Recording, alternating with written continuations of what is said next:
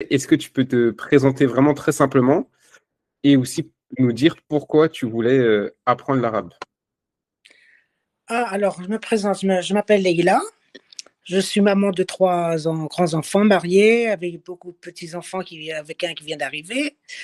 Alhamdoulilah. J'ai presque 70 ans et je suis francophone et je m'étais fixé comme objectif, après la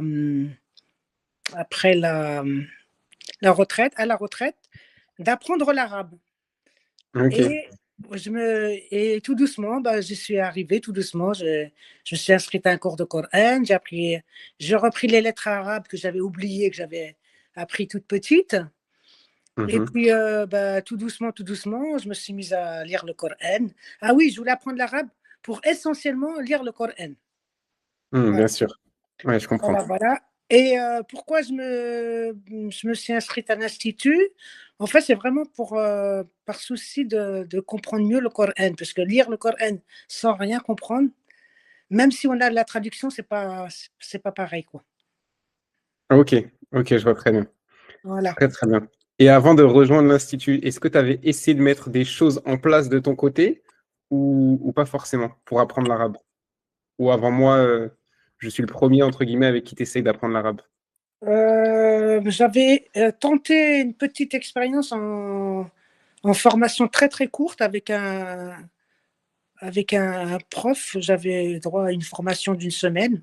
Mmh mh. Et puis bon, bah, on avait appris les rudiments, hein, un petit peu de vocabulaire, se présenter, mais vraiment c'était très, très, très, très léger, hein.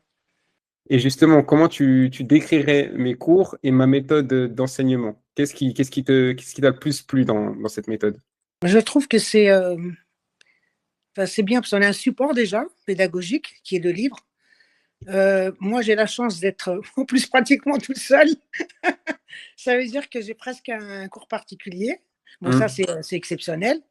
Et ce que j'aime, c'est quand on n'a pas compris quelque chose, tu n'hésites pas à revenir dessus, même si c'est 2 fois, 3 fois, 4 fois. Ça, c'est super important. Et ce que tu m'as dit une fois, ne révise jamais toute seule. Et c'est vrai que c'est ça qui me plaît beaucoup dans ta pédagogie, dans ta façon de transmettre, en fait. Et est-ce que tu as ressenti un impact depuis que tu as pris les cours dans ta religion, dans ta Ah oui, pratique? oui, oui, oui, oui. Heu, dans ma pratique, à la limite, je lis beaucoup plus le Coran. Il ne se passe pas une journée sans que je prenne le Coran, dans la main, même si Alhamdoulilah. c'est une page, hein. Mmh mh. Et j'en ai besoin, en fait. Du coup, si quelqu'un hésite à se lancer, pour apprendre l'arabe, qu'est-ce que tu lui dirais? Qu'il est jamais trop tard. Mmh mh. Ça, c'est vrai.